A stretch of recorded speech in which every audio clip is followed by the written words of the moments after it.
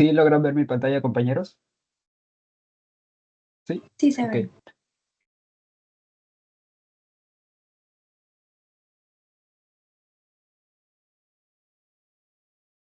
Bien, esta semana toca hablar sobre las leyes de los gases 1.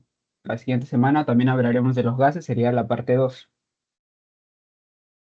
Un índice de lo que vamos a ver esta sesión. Primero, las diferencias entre un gas ideal y un gas real. Vamos a aprender muchas leyes durante esta sesión. Vamos a aprender la ley de Boyle, sobre la pleura, el diafragma, la ley de Charles, la ley de Gay-Lussac, la ley general de los gases, la ley de los gases ideales, la ley de las presiones parciales de Dalton y, por último, el cálculo de cambio de presiones. Para comenzar, vamos a aprender la diferencia entre un gas ideal y un gas real. En esta sesión, para los ejercicios y para la mayoría de las leyes, lo que se va a trabajar es con un gas ideal. Como su mismo nombre lo dice, es un modelo teórico, es un concepto idealizado que en la realidad no se encuentra presente. Tiene las siguientes características. En primer lugar, de que se asume que las moléculas de gas no tienen un volumen definido. Son puntos sin volumen. Luego, de que tampoco tiene fuerzas de atracción. ¿Qué quiere decir esto? De que no van a tener fuerzas de interacción entre sí. No va a haber fuerzas de repulsión o de atracción entre las mismas moléculas de gas, sino van a seguir viajando en línea recta. Y por último, de que las colisiones son perfectamente elásticas. Estudiamos las colisiones la semana pasada. Una colisión perfectamente elástica, a eso se refiere con el recipiente, que cuando la molécula va a chocar con el recipiente, va a seguir con la misma energía. Eso sabemos de que en la realidad no funciona de esta manera porque cuando dos objetos chocan, se libera energía, como hemos visto en forma de calor. Ahora, un gas real, ¿no? Que es el que encontramos en el ambiente, ¿no? Aquí las moléculas van a tener un volumen definido y finito. ¿Cómo podemos observar esto? Por ejemplo, cuando tenemos una jeringa y tapamos el orificio de salida, vamos presionando y ¿qué es lo que va a pasar? Va a llegar un punto en el que ya no podemos seguir avanzando, ya no podemos presionar más. ¿Por qué? Porque como hemos ejercido mayor presión, las moléculas ahora se encuentran más juntas. Recordemos que el volumen es el espacio que ocupa este gas, ¿no? Y ese volumen, ese espacio no puede simplemente desaparecer. El volumen se va a apreciar de un gas cuando se ejerce una mayor presión. En altas presiones va a ser significativo el que se comprueba de que este gas, el gas real, tiene volumen definido y finito. Y otra cosa es que están presentes fuerzas de atracción y repulsión. Como estamos viendo aquí en la imagen, ¿no? Estas moléculas de gas en un gas real van a interactuar entre sí. ¿Qué quiere decir? De que en un momento ligeramente se pueden atraer, en un momento ligeramente pueden repelerse entre sí y cambiar su dirección. Estas fuerzas de atracción se conocen como fuerzas de Van der Waals. La primera ley, la ley de Boyle, Boyle-Mariotte, tenemos de que la presión inicial, por eso es la presión 1 por el volumen 1, es igual a la presión 2 por el volumen 2. Aquí se va a comparar en un mismo gas, ¿no? A una temperatura constante, se va a comparar el inicio y el final. En un inicio va a tener una presión 1, un volumen 1, y al final, ya sea que aumente la presión o aumente el volumen o disminuya cualquiera de estas dos, va a variar, ¿no? Al final su estado en el que estaba. Recordemos de que la ley de Boyle se cumple para gases en donde la temperatura se mantiene constante. Se conoce como un proceso isotérmico, por eso, ¿no? Recordemos que ahí el iso, el prefijo iso significa igualdad, ¿no? Vamos a aprender varios términos con ese prefijo. Vamos a aprender isobárico, isocórico, isovolumétrico. Así que es importante tener en cuenta ese aspecto. Eh, bueno, aquí tenemos lo mismo, ¿no? La presión por el volumen va a ser igual a una presión por otro volumen diferente la fase final. Esto quiere decir que se va a mantener una constante. Si en el primer estado, en la fase inicial, por ejemplo, nos da 6, quiere decir que igual en la parte final también el producto nos tiene que dar 6. Van a variar las variables, por ejemplo, puede ser 3 por 2 y luego 6 por 1. El producto se va a mantener, va a ser constante. De igual manera va a ser 6, pero las variables tanto puede variar la presión o puede variar el volumen. ¿A qué se llama esto? No, aquí vamos a aprender de que la presión va a ser inversamente proporcional al volumen. ¿Qué nos quiere decir esto? de que si la presión va a aumentar, el volumen que ocupa va a disminuir. Y como se está multiplicando, podemos sacar esto, ¿no? Si la presión la reducimos a la mitad, entonces el volumen final se va a duplicar. Y de igual manera, si el volumen inicial lo reducimos a la mitad, la presión final va a ser la que se va a duplicar. Aquí estamos viendo como el experimento de la jeringa. Si nosotros acá estamos ejerciendo algo de presión, ¿no? Aquí la presión sería 2 atmósferas y el volumen está en 10 mililitros. Ahora, si es que aumentamos si es que reducimos la presión, porque estamos viendo que estamos reduciendo, ya no estamos presionando como en esta parte, hemos reducido la presión, ahora la presión va a ser 1 atmósfera. ¿Qué es lo que sucede con el volumen? Ahí en la misma imagen podemos darnos cuenta de que el volumen, el espacio que ahora tiene para ocupar ese gas, va a ser mayor. Entonces, aplicamos la fórmula, ¿no? En un inicio estaban en 2 atmósferas por 10 mililitros, que va a ser igual.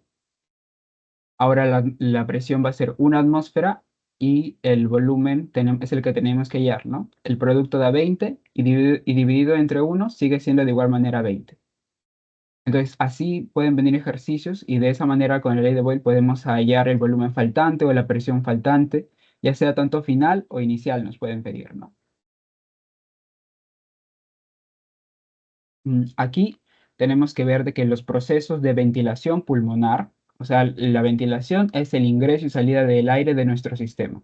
Los procesos de ventilación pulmonar son procesos que son isotérmicos también. ¿Por qué? ¿Por qué creen que el proceso de ventilación pulmonar, o sea, de salida y entrada del aire en nuestro pulmón, sería isotérmico?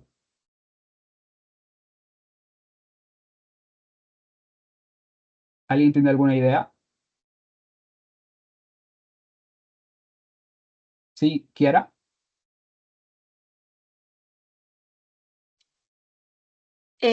Bueno, porque tienen igual temperatura. Exactamente. La temperatura, como hemos visto, la temperatura corporal está entre 36,5 y 37,5.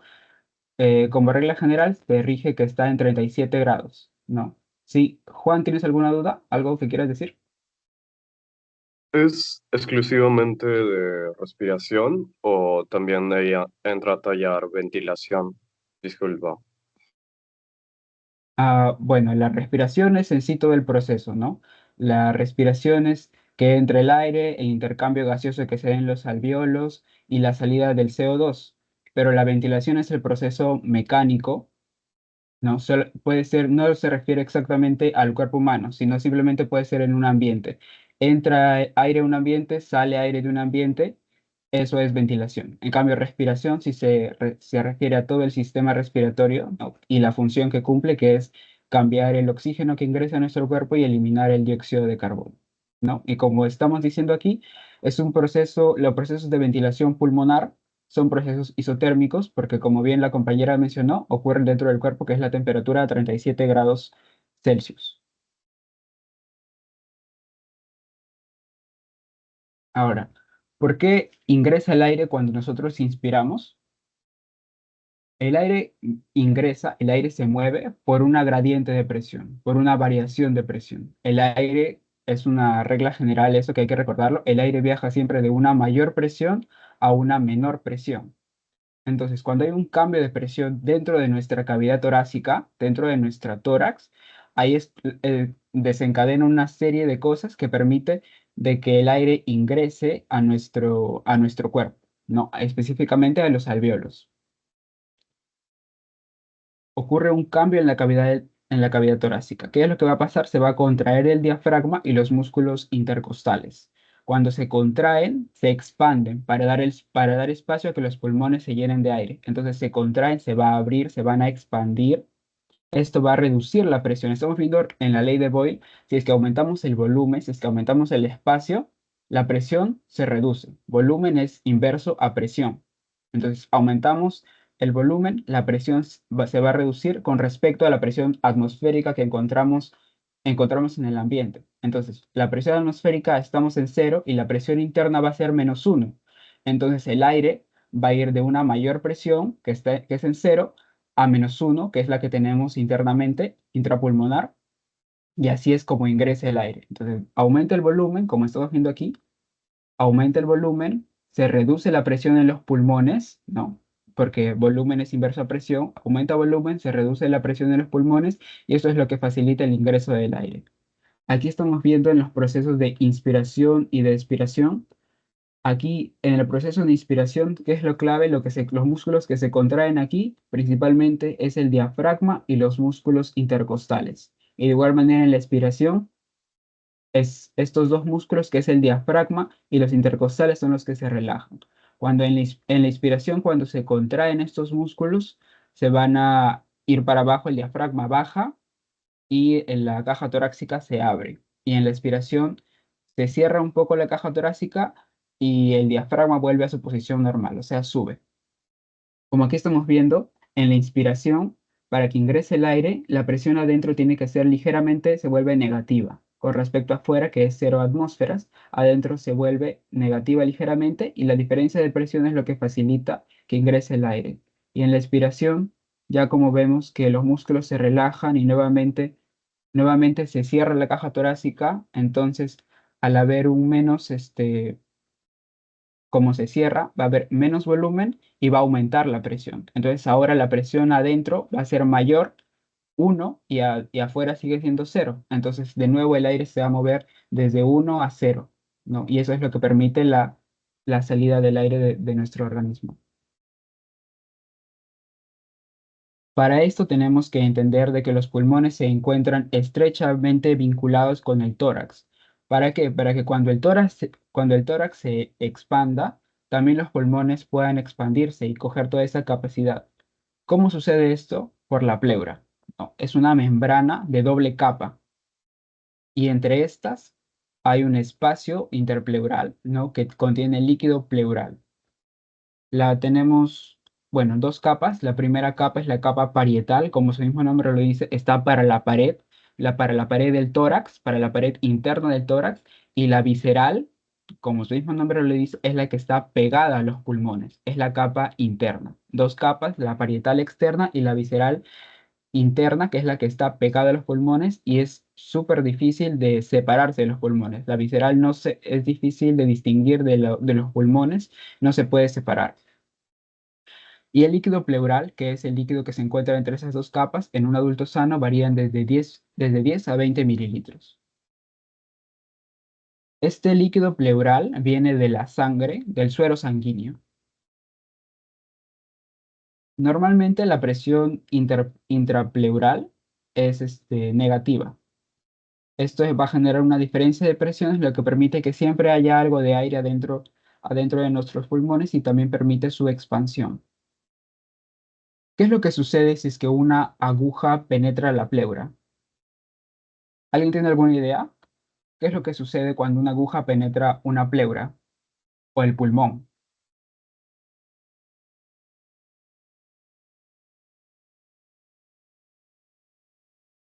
Bueno, cuando una aguja penetra una pleura se conoce como un neumotórax o un colapso pulmonar. Cuando se genera un agujero en la pleura, va a permitir que el aire de afuera ingrese y como están a diferentes presiones, se va a elevar tanto la presión por la cantidad de aire que sigue ingresando. La presión se eleva tanto que el pulmón va a perder su soporte y colapsa. Es lo que se conoce como un neumotórax. Entonces, ¿cuál sería la función de este líquido pleural? ¿No? En primer lugar, como un lubricante. Va a evitar la fricción entre los pulmones y la pared torácica y va a crear una tensión superficial, ya que las moléculas de agua del líquido pleural van a tener una fuerte atracción entre sí. Es como, por ejemplo, cuando tenemos un portaobjetos o un vidrio y le ponemos agua y lo ponemos sobre otro vidrio, esos quedan pegados, ¿verdad? Cuando ponemos un vidrio sobre otro vidrio sin agua, no pasa nada, pero cuando le ponemos agua entre esos dos quedan pegados. Entonces, de igual manera funciona la pleura. Esas dos capas, como tienen líquido entre sí, se quedan pegadas. Entonces, cuando la caja torácica se va a expandir, jala también a la pleura visceral y eso también jala a los pulmones para que sigan la forma, para que aumenten su capacidad junto con la caja torácica. Bien. Acá estamos viendo cuando hay de repente, cuando este es un síndrome, se llama como acumulación de líquido en el espacio pleural, que es una causa de insuficiencia respiratoria también. Es una enfermedad cuando se produce en exceso el líquido pleural entre ambas capas de la pleura y tiene múltiples causas, ¿no? Puede ser una infección respiratoria, tuberculosis, y muchas veces lo que se tiene que hacer cuando ya hay mucho líquido, se tiene que drenar, ¿no? Manualmente. Ahora, el diafragma es el músculo clave, ¿no? Para la respiración, específicamente en la inspiración, ya que ahí actúa activamente, ¿no? Porque en la inspiración se tiene que contraer y baja, y en la expiración es pasivamente porque se relaja y vuelve a su posición original. Aquí estamos viendo el diafragma, es el que va a dividir la cavidad torácica de la cavidad abdominal, o sea, es el que divide tórax y abdomen. Aquí he traído un video, ¿no? Para que puedan entender más o menos cómo es que funciona este mecanismo.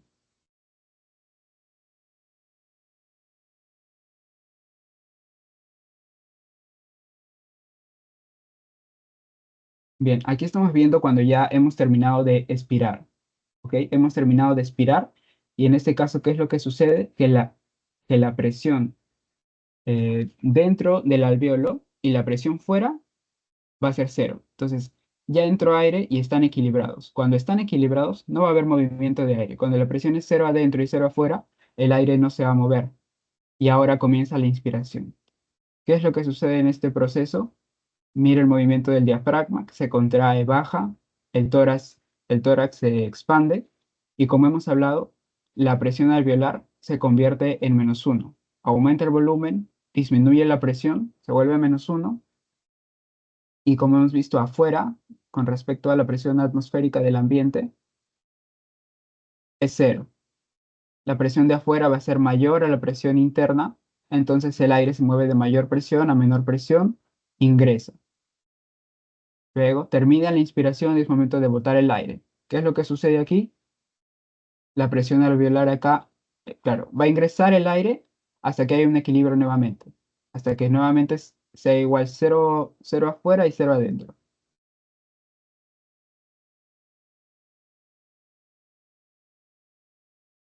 Luego, en la expiración, se relajan los músculos, se relaja la caja torácica, los músculos intercostales, vuelve a su posición original y ahora la presión es 1. O sea, vuelve mayor a la presión de afuera, que es cero. Y nuevamente el movimiento del aire, que es de mayor presión a menor presión, hasta que termina la expiración, cuando las dos son cero y nuevamente comienza el proceso, se repite.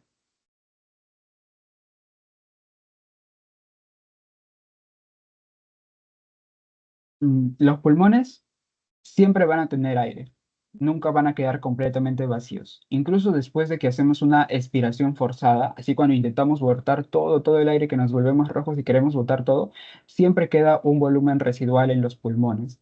¿Por qué? ¿Por qué queda un volumen? Porque siempre tiene que haber un intercambio gaseoso.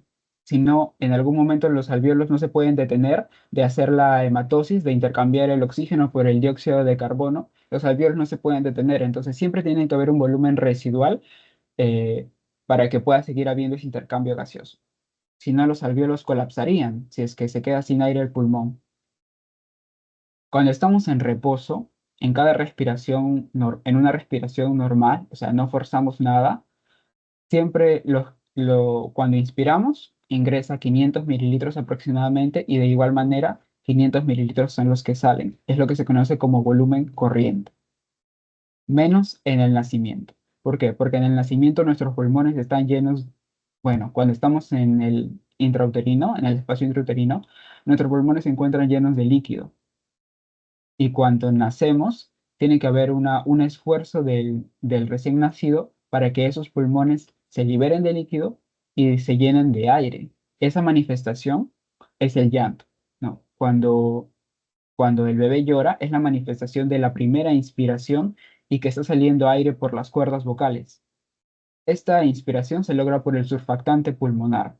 Ahorita vamos a hablar de lo que es el surfactante pulmonar, que se produce a los finales de los 6 meses y al inicio de los 7 meses en el periodo de gestación. Este surfactante pulmonar es como un detergente, es el que va a romper la tensión superficial y va a permitir que los alveolos finalmente se llenen de aire, que estaban de líquido. Por el surfactante pulmonar va a permitir de que ese líquido se disipe y se pueda llenar de aire. ¿Qué es lo que sucede en los prematuros? Cuando el niño nace prematuro, no, por ejemplo, a los 7 meses, que es lo más común, los 7 mesinos, no se a los 6, 7 meses recién se está formando el surfactante pulmonar. Ya cuando nace tiene abundante, pero a los 6, 7 meses tiene poco. Entonces, si nace a los 7 meses, ¿qué es lo que puede ocurrir? De que tenga insuficiente surfactante pulmonar, que rompa la tensión superficial de los alvéolos. Entonces, como esta tensión superficial va a seguir siendo muy alta, los alvéolos no van a permanecer abiertos y se van a desinflar. Como estamos viendo en esta imagen, el saco de aire está lleno de líquido y eso es lo que impide el intercambio de gases. Va a requerir un mayor esfuerzo para poder realizar el intercambio de oxígeno con dióxido de carbono porque sigue lleno de líquido, ¿no? Por no haber producido suficiente surfactante pulmonar. Ahora vamos a hablar sobre la ley de Charles. La ley de Charles va a explicar el funcionamiento de los globos aerostáticos. Es un proceso aquí isobárico. ¿Qué quiere decir isobárico? Que la presión permanece constante. La presión es igual en un inicio y en el final. Eso es lo que no va a variar. Entonces, si eliminamos la presión de la ecuación, lo que nos queda es trabajar con el volumen y la temperatura. Que aquí el volumen va a ser directamente proporcional a la temperatura. ¿Qué quiere decir esto? Inversamente proporcional, como hemos visto, es que si uno aumenta, el otro se reduce. Directamente proporcional, que si el volumen aumenta, la temperatura también va a aumentar. Es importante recordar aquí de que cuando se trabaja con temperatura, se tiene que trabajar con una escala que es absoluta. En este caso, siempre se va a trabajar con Kelvin. Así es que si en un dato les dan en Celsius, tenemos que recordar esta fórmula, ¿no? Kelvin es igual a Celsius más 273. Así podemos transformar. Por ejemplo, si nos dicen que el agua se encuentra a 100 grados Celsius, ¿cómo lo transformamos a Kelvin? Sería, los grados Kelvin van a ser 100 más 273 y tendríamos que en Kelvin sería 373 y con eso tendríamos que trabajar en nuestras fórmulas. Entonces, de aquí obtenemos que si la temperatura de un gas va a aumentar, el volumen también va a aumentar. Cuando la temperatura aumenta, ¿qué es lo que sucede? Las moléculas de aire se van a mover más rápido. Como hay más temperatura, se mueven más rápido y se van a separar, van a ir más rápido, van a ocupar más espacio y van a aumentar su volumen. Al tener mayor volumen, la densidad es la que va a bajar. Cuando baja la densidad, es que permite que se eleve, por ejemplo, un globo aerostático. Cuando el aire está caliente, por ejemplo, aquí hay una mecha, ¿no? que mantiene el aire caliente. Cuando el aire se calienta, aumenta la velocidad de las moléculas y van a querer ocupar más espacio. Al aumentar la velocidad, aumentar la, al aumentar el volumen, perdón, cuando se aumenta el volumen, la densidad es la que va a disminuir. Y cuando la densidad disminuye, ahora la densidad del aire caliente va a ser menor a la densidad del aire frío de afuera. Y como tiene menor densidad, sube. Y es lo que permite que se eleve un globo aerostático. Por ejemplo, aquí en este caso, ya recordemos que es una presión constante. La presión no va a variar, sino lo que va a variar es la temperatura y el volumen. Aquí tenemos el volumen es 600 litros y la temperatura 200 Kelvin. Y ahora en el estado final, el volumen va a ser 1200 litros y la temperatura, mira, hay que observar ahí, el volumen se duplica. Si el volumen pasa de 600 a 1200, se duplica, entonces la temperatura también se tendría que duplicar de 200 a 400. De repente, cuando veamos que se duplica o se reduce a la mitad, podemos sacarlo al ojo, pero si tenemos datos un poco más complejos, podemos usar la fórmula de acá, ¿no? Ponemos el volumen inicial sobre la temperatura inicial es igual al volumen final sobre la temperatura final. Ahora pasamos a la ley de Gay-Lussac. En la ley de Gay-Lussac, el gas tiene que estar en un recipiente, ¿no? Es un proceso isovolumétrico, isocórico, isométrico. ¿Qué quiere decir esto? En realidad, esas tres palabras les puede venir cualquiera de las tres, pero significan lo mismo, que el volumen permanece constante. Entonces, como el volumen permanece constante, no cambia, no afecta, no influye, se deja fuera de la ecuación cuando trabajamos con esta ley, se deja fuera de la ecuación y se va a trabajar solamente con presión y con temperatura. El gas va a estar en un recipiente y si el volumen permanece constante, ¿no? La presión la presión va a ser directamente proporcional a la temperatura. Como hemos visto igual aquí en la ley de Charles, aquí el volumen es directamente proporcional a la temperatura y aquí la presión es directamente proporcional a la temperatura. Lo mismo, si la temperatura es la que aumenta, si la presión aumenta, la temperatura también aumenta. Si la presión disminuye, la temperatura también disminuye. De igual manera aquí la temperatura se va a trabajar con la escala absoluta en Kelvin. Y esta ley es la que va a explicar el comportamiento de cómo trabajan las ollas a presión. Si aumentamos la temperatura, recordemos que las partículas se van a mover más rápido, van a chocar con más fuerza contra las paredes del recipiente que lo contienen. Y como el volumen no va a cambiar, entonces este aumento de velocidad se va a manifestar como un aumento de presión. Por ejemplo, en una olla a presión, el volumen permanece constante, no aumenta la olla a presión su capacidad. La temperatura es la que aumenta y el vapor de agua de adentro va a ejercer una presión. Si la temperatura va a aumentar, la presión que ejerce el vapor de agua también va a aumentar. Eso es lo que permite de que la olla a presión trabaje con grandes presiones y permite cocinar los alimentos más rápido también. Cuando nosotros juntamos estas leyes, acá tenemos un ejemplo de la ley de Gay-Lussac. Por ejemplo, acá vemos en el estado inicial, la temperatura es 10 grados Celsius y la presión sería de 950 milímetros de mercurio. La presión también puede venir en atmósferas, en milímetros de mercurio o en pascales. Y la temperatura 2 aquí tenemos que es de 45 grados Celsius. Entonces tenemos que recordar que si aumenta la temperatura, la presión también va a aumentar. El primer paso que tenemos que hacer es convertir la temperatura. No podemos trabajar con grados Celsius. Tenemos que convertirlo a Kelvin. Entonces, la temperatura en el caso 1 se suma 10 a 273, tenemos 283. Y la temperatura 2, que es 45, se suma con 273 y queda 318. Ponemos todos nuestros datos. Tenemos la presión inicial, la temperatura inicial. Nos piden la presión final y tenemos la temperatura final. Hacemos nuestra fórmula de presión sobre temperatura. En ambos casos es una división simple nomás. Y tenemos entonces que la presión final es de 1067,49 milímetros de mercurio.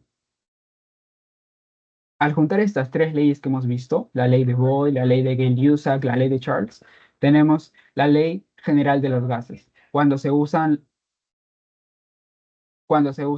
las tres variables de presión, volumen y temperatura. Aquí la presión 1, volumen 1, temperatura 1, como ya hemos estado refiriendo, se refiere al estado inicial de un gas. Y la presión 2, volumen 2 y temperatura 2 se refiere al estado final del gas.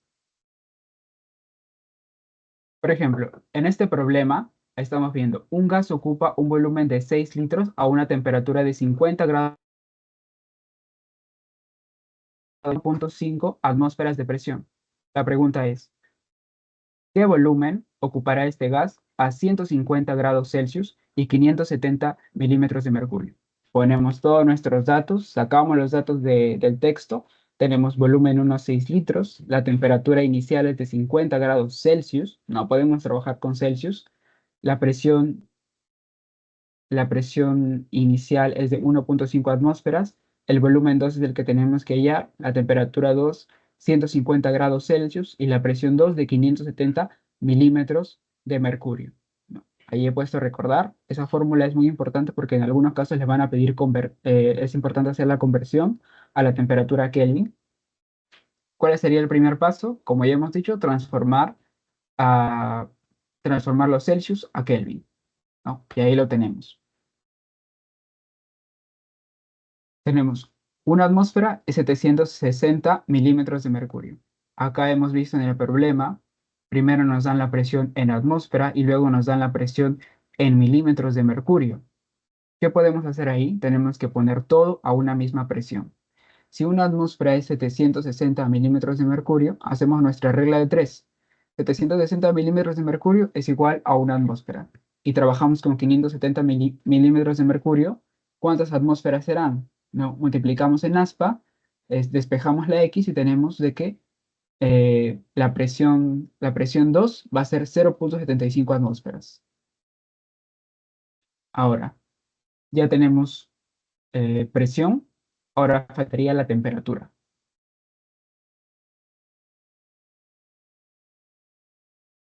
Aquí está. Ya hemos igualado las presiones a una misma unidad que está en la atmósfera. Ya se puede trabajar así. No se puede trabajar con esos grados Celsius. Entonces le sumamos más 273 a cada uno. Tenemos que la temperatura inicial va a ser 323 y la temperatura final va a ser 423. Aquí, una vez que tenemos ya todos los datos, tenemos volumen inicial, temperatura inicial, presión inicial y también de la parte final, vemos nuestra ley general de los gases. Igualamos el estado inicial al estado final. Y como acá dice, tenemos que despejar el volumen, que es el que nos piden. Entonces ya ahí tenemos los datos y tenemos la fórmula. ¿Alguien puede hallar cuál sería el volumen 2? Solamente se tiene que reemplazar los datos que tenemos ahí y despejar el volumen 2, que es la única variable que necesitamos. El resto de variables ya lo tenemos, solamente es una ecuación de multiplicación y división.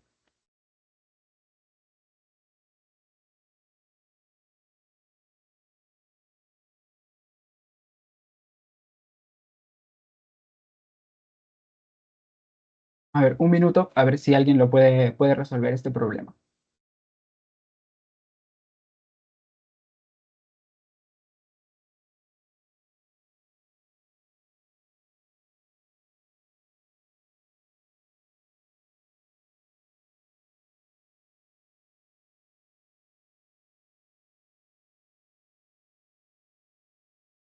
¿15 litros o 15,71? Exactamente. Ujú. La respuesta sería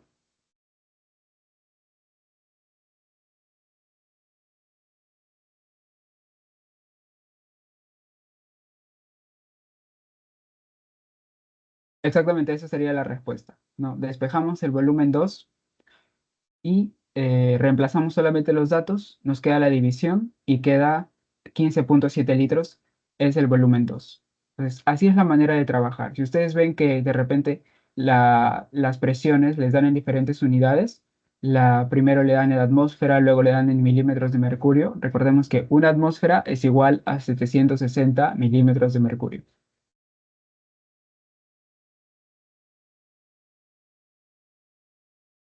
Ahora, la ley de los gases ideales. En este caso, no se va a comparar dos estados de un mismo gas, ya no se va a comparar al inicio y al final el comportamiento del gas, sino se va a comparar, se va a describir el estado del gas en un momento específico. Ya no es comparación, sino se va a describir. Aquí, bueno, se recomienda, yo me lo aprendí con la mnemotecnia de pavo ratón. Así no, nunca me he olvidado, pavo ratón. Y se trabaja, bueno, cada letra significa la P de presión, el volumen, ¿no? La N va a ser el número de moles, es una nueva variable que estamos aprendiendo, el número de moles que va a tener el gas, la temperatura absoluta y la R va a significar la constante universal de los gases. Aquí tenemos que hablar de la constante universal de los gases porque dependiendo de las unidades, va a tener diferentes valores.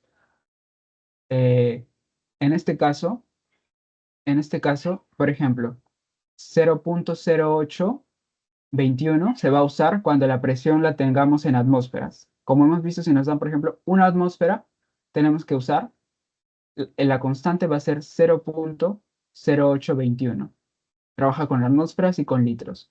Cuando nos dan que la presión se encuentra en milímetros de mercurio y litros, tenemos que usar que la constante va a ser 62.4.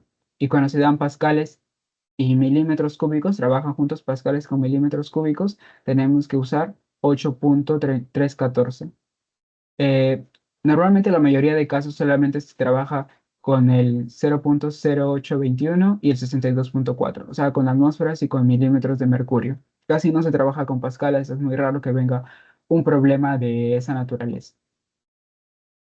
Eh, bueno, aquí es la regla de conversión. Esto sí se lo tienen que aprender. Como hemos visto, en los problemas es común a veces que nos vengan en diferentes unidades y tenemos que igualar las unidades de la presión. Si nos vienen pascales, tenemos que una atmósfera es igual a 101.3 kilopascales. Pues así ya hacemos la regla de conversión y ponemos todo en una misma unidad y podemos trabajar más fácil. Aquí, esto también es una regla, es un dato que se tiene que aprender. Un mol de gas siempre va a ocupar el volumen de 22.4 siempre que la temperatura es 0 grados Celsius y la presión es una atmósfera. Esa en condiciones normales. Por ejemplo, si nos dicen, eh, si tenemos un mol de este gas y está a condiciones normales, ¿cuál es el volumen que ocupa? Entonces recordemos que condiciones normales es 0 grados Celsius y la presión es una atmósfera. Ya de repente esos datos no nos van a decir, solamente nos dicen a condiciones normales y ya tenemos que cuando nos dicen condiciones normales son esos datos a los que se refieren. 22.4 litros, 0 grados Celsius y la presión de una atmósfera.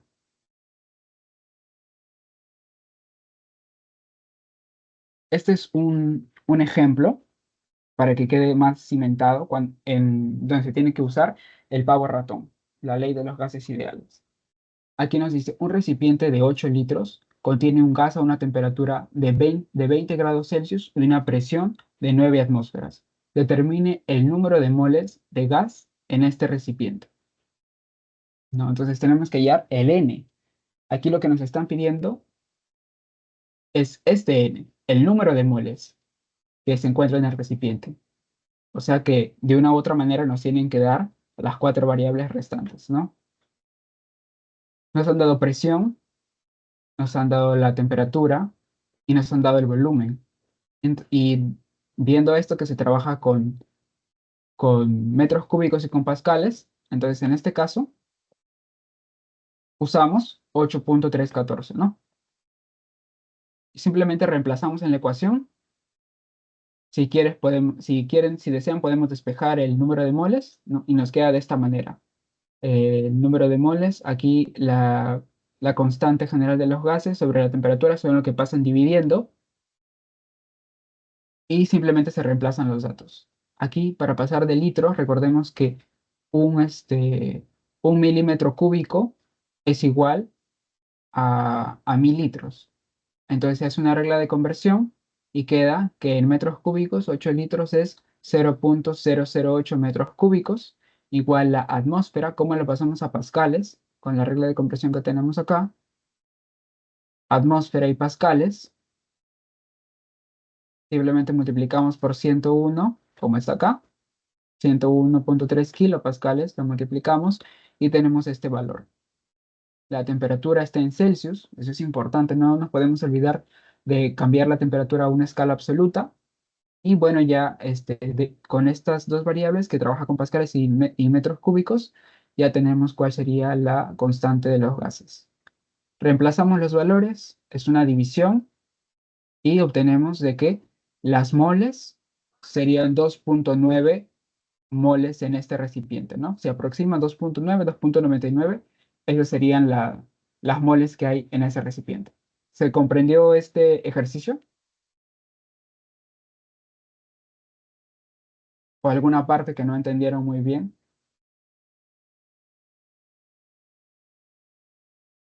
¿Sí quedó claro? Bien, seguimos entonces. La ley de las presiones parciales de Dalton. En este caso, la presión total, ¿no? Es, como vemos nosotros en el ambiente, el aire que respiramos, no es simplemente un gas, sino es una combinación de varios gases. Aquí es donde se aplica la ley de las presiones parciales de Dalton. La presión total va a ser una mezcla de gases. Entonces, esta presión va a ser igual a la presión de cada uno de esos gases individuales que van a componer esta mezcla. Cuando hablamos de una presión parcial, por ejemplo, el aire que respiramos, el aire atmosférico, está compuesto por oxígeno, por nitrógeno, por dióxido de carbono, ¿verdad? Entonces, cuando nosotros nos referimos a la presión parcial del oxígeno, asumimos, en ese caso vamos a asumir de que el oxígeno es el único gas en esa mezcla, solamente para fines de aplicar la fórmula que vamos a ver. Se asume como si fuera el único gas en ese recipiente. O sea, cada gas se va a trabajar de forma independiente. No, como hemos visto, es para gases ideales, o sea que no va a haber interacción, por ejemplo, del oxígeno con el nitrógeno, no. Se asume como si fuera uno solo y que no va a tener interacción, fuerza de atracción, repulsión con ningún otro gas. Como el claro ejemplo es el aire, ¿no? Está compuesto principalmente por tres gases, que sería el nitrógeno, el oxígeno y el dióxido de carbono. La presión atmosférica total que experimentamos, por ejemplo, que es de una atmósfera, que estamos al nivel del mar, acá en Lima, que estamos en la costa, es al nivel del mar. Esa presión atmosférica de una atmósfera es la suma de la presión del oxígeno, de la presión del nitrógeno, de la presión del CO2 y otros gases menores.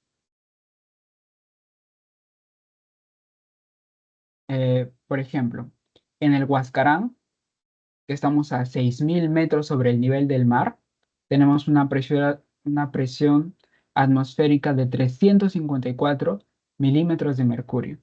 Pero en la costa, en esta parte, que estamos a 0 metros sobre el nivel del mar, estamos a 760 milímetros de mercurio, o sea, una atmósfera, ¿no? Entonces, ahí tenemos que sacar un principio clave, ¿no? A una mayor altura vamos a tener una menor presión y a una menor altura vamos a tener una mayor presión.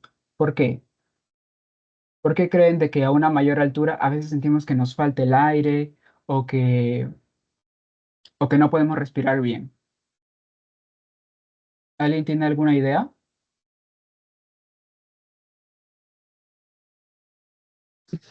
Porque hay menos Ya que partículas de las oxígeno. moléculas de oxígeno están separadas y no están juntas como en la costa. Exactamente. Muy bien. Ajá. Hay una mayor presión porque las moléculas van a estar más juntas en la costa. Entonces, cuando hay una menor presión, las moléculas se van a encontrar más dispersas, más separadas. La columna de aire no va a ser tan fuerte y entonces por eso es que sentimos que nos falta el aire, ¿no? Por eso es que las personas también que viven en altura o en los Andes, su caja torácica es mayor y tienen una hemoglobina mayor, lo que para nosotros es normal, un valor de 15, 16, para ellos es su normalidad, es un valor elevado al nuestro. ¿Por qué? Porque ellos tienen más glóbulos rojos porque necesitan que la hemoglobina que tienen capte más oxígeno, porque necesitan captar más oxígeno porque a la altura en la que ellos viven, no se encuentra el suficiente oxígeno para poder respirar, ¿no? Entonces desarrollan ese mecanismo para que no les falte el oxígeno. Por eso nosotros nos cansamos, pero los lugareños de allá no sienten el cansancio, no sienten que les falta aire, pueden correr y realizar sus actividades con normalidad. Entonces, ¿dónde cree que haya más frecuencia respiratoria? O sea, ¿dónde uno va a respirar más rápido? En la costa. Claro, efectos. En realidad habría una mayor frecuencia en la altura. ¿Por qué? Porque como tenemos menos oxígeno, entonces tenemos menos oxígeno y tenemos que hacer un esfuerzo de tomar más aire cada vez y captar más oxígeno. Como nosotros no estamos acostumbrados, respiramos más con mayor frecuencia para captar más oxígeno para suplir esa insuficiencia que tenemos en nuestro cuerpo.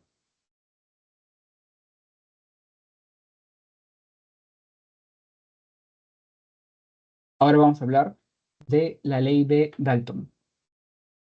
Bueno, la ley de Dalton es lo que estamos viendo, la ley de las presiones parciales de los gases, ¿no? Aquí estamos viendo lo que expliqué hace un rato, la presión atmosférica, la presión a la que nos encontramos, que es de 760 milímetros de mercurio, o sea, una atmósfera. Tienen que grabarse eso tenerlo muy claro, 760 milímetros de mercurio es igual a una atmósfera. Y ahí están los principales gases que lo componen, nitrógeno, oxígeno y CO2. Aquí es el porcentaje en el que se encuentran. El nitrógeno en 78%, el oxígeno en 21%, porque se aproxima, y el CO2, el semestre pasado he visto que han trabajado con 0,03, pero antes también se ha trabajado con 0,04, así que depende de lo que les dice el docente encargado. Y los otros gases menores, eh, en los otros gases menores hacen el porcentaje de 0,94.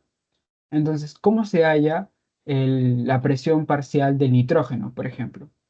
Entonces, tenemos que de 760, que es el total, tenemos que sacar el porcentaje, pues. Del total, ¿qué porcentaje es nitrógeno? 78. Entonces, sacamos 78% de 760 y tenemos 592,8 milímetros de mercurio. De igual manera, el oxígeno. ¿Qué porcentaje es el oxígeno? 21% del total. Entonces sacamos 21% del total, que es 760 milímetros de mercurio, que nos daría 159,6 milímetros de mercurio. Para el CO2 es igual, como el porcentaje es solo 0,03% del total, 760 milímetros de mercurio, y obtenemos 0,222 milímetros de mercurio. Así que si nos preguntan cuál es la presión parcial del oxígeno en el aire seco, tenemos de que hacer esa fórmula, o sea, tenemos que ya saber que es el 21% del total. Y allá hacemos la operación y obtenemos nuestra respuesta. ¿Por qué digo en aire seco? Porque nosotros sabemos de que, por ejemplo, a lo que se conoce en la altura como aire puro, ¿no? Es aire seco que solamente contiene estos gases, pero en realidad no solamente contiene estos gases, también hay otros gases como de vapor de agua, gases contaminantes, ¿no? Entonces, el aire seco se refiere al aire que contiene solamente, que compone el aire atmosférico. Otros gases extras no cuentan aquí. Y ya para terminar, tenemos que hablar sobre el cálculo de cambio de presiones. Esta es la parte de repente más, un poco más complicada, por decirlo así, de esta parte. Así que voy a tratar de explicarlo de manera pausada para que puedan entenderme todos.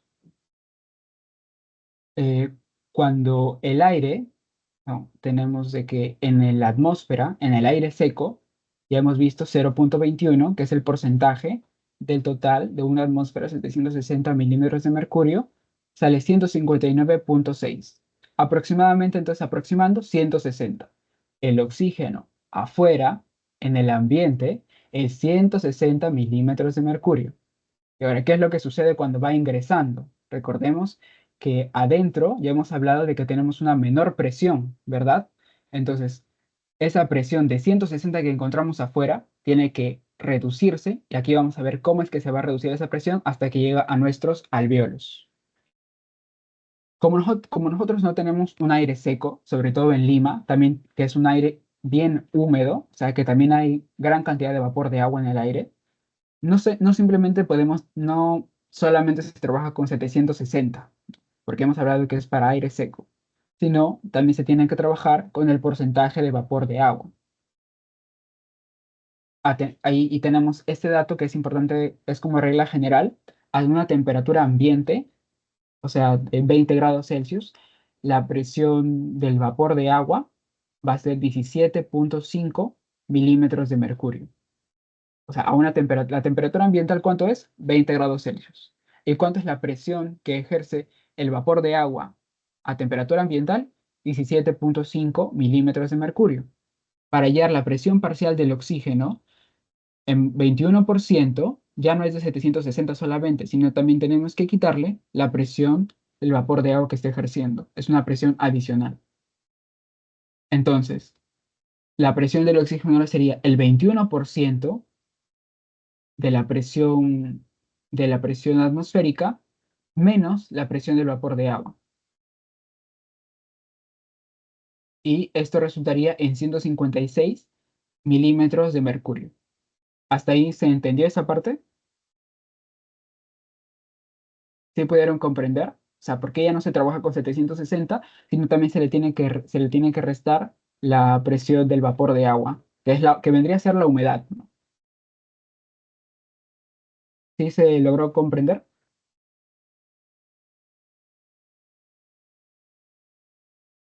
Sí, bien. Entonces, ahí vemos que ya da 156 milímetros de mercurio. Entonces, tenemos que darnos cuenta cómo va disminuyendo. Afuera era 160 y ya en aire seco, en aire húmedo, ya va 156. ¿Y qué es lo que sucede cuando ingresa al cuerpo? Que la temperatura aquí ya es 37 grados Celsius. ¿Qué es lo que pasa? Se va a diluir más. Recordemos que cuando aumenta la temperatura, los gases, ¿no? Se dispersan más, ¿no? Aumenta la presión. Entonces, a 37 grados, ahora la temperatura del vapor de agua, porque nosotros estamos compuestos en gran parte de agua, la presión que va a ejercer el agua va a ser de 47 milímetros de mercurio. Eso también es una regla general. Entonces, dentro del cuerpo, la presión que va a ejercer el agua es de 47 milímetros de mercurio. Entonces, por decir un lugar, en la tráquea. Recordemos que el aire ingresa por nuestras fosas nasales, tiene que bajar y por ejemplo, en la tráquea, en ese espacio, ahora vamos a tener, como hemos visto, se le tiene que restar, ¿verdad? A la presión atmosférica, a los 760. Entonces ahora tenemos que la presión parcial del oxígeno, que vendría a ser el 21%, ya no solo de 760, que es la presión atmosférica, sino también de la presión, se le tiene que restar la presión que está ejerciendo el agua dentro de nuestro cuerpo a 37 grados, que sería 47. Restamos 760 menos 47, que nos quedaría 713.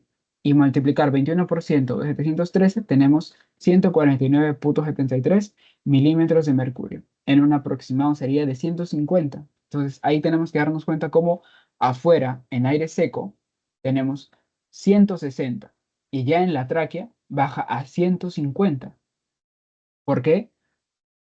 Principalmente por la presión que ejerce el vapor de agua y por la temperatura que aumenta también. La temperatura aumenta, entonces el gas se diluye más, se diluye más.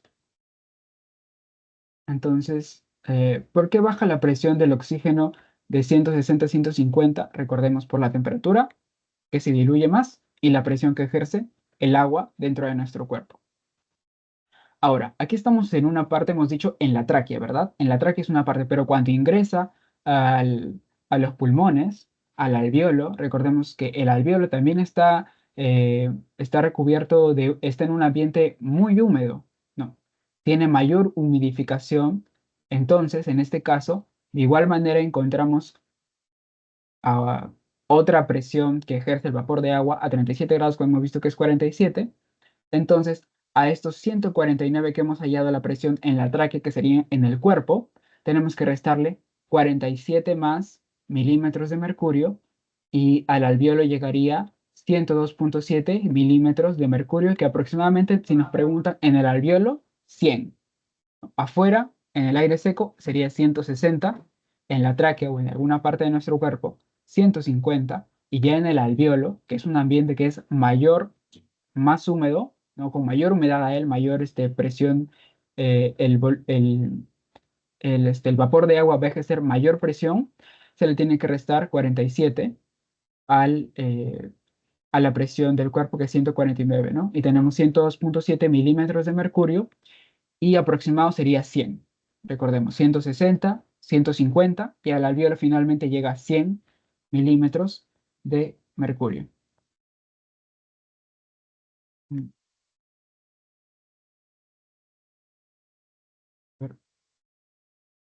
Bueno, eso sería, compañeros. ¿Tendrán alguna duda? No, gracias. ¿Sí? Está bien. Voy a detener la grabación un ratito. ¿Sí? Mauricio. Sí, yo tenía una duda. Justo habías mencionado en la última parte donde estabas explicando sobre la presión. Ahí como que no te entendí bien. ¿Podrías repetirlo, por favor? Ujú. Sí, está bien. Si alguien tiene otra pregunta, active su micro más porque ahorita no estoy Espera. Voy a compartir mi pantalla nuevamente.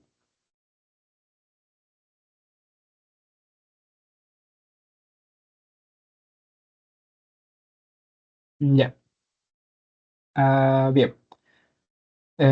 ¿Alguna parte en específico o repito todo el proceso? O sea, justo cuando leíste la pregunta habías explicado de que por qué la presión justo bajaba y a esa parte no, como que no comprendí bien. Ya. La presión, como hemos visto, la presión va a bajar de 160 a 150 y luego a 100 en el alvéolo, principalmente porque hay más agua. Principalmente como estamos a una mayor temperatura, el gas se va a diluir más, el vapor de agua. Entonces es una presión que también se ejerce dentro del cuerpo que va a contrarrestar a la presión que se encuentra afuera. Estamos a 760 y le tenemos que restar los 47 que serían del vapor de agua. Primero se resta 47 y hallamos en la tráquea que es ya 150 porque afuera no tenemos la presión del vapor de agua que está dentro de nuestro cuerpo, ¿no? Eso es solo dentro de nuestro cuerpo, que tenemos el agua de nuestro cuerpo y ese vapor de agua, ¿no? Como estamos ya a 37 grados, que es una temperatura ligeramente elevada, el vapor de agua va a ejercer presión, ¿no? Y aún más en el alvéolo, porque es un ambiente más húmedo aún, ¿no? Es un ambiente con mucha humidificación y ahí entonces el vapor de agua, que sería un 37, 47 grados, como estamos viendo que esa es una regla general que se toma como base, y a lo que ya tenemos de 150 en la tráquea, en cualquier punto de nuestro cuerpo, se le restaría 47 para hallar la presión que llega a los alvéolos. ¿Sí? ¿Quedó claro? Sí, ahora sí me quedó claro, gracias. Está bien. ¿Alguna otra duda, compañeros? No. A ver, voy a detener la grabación.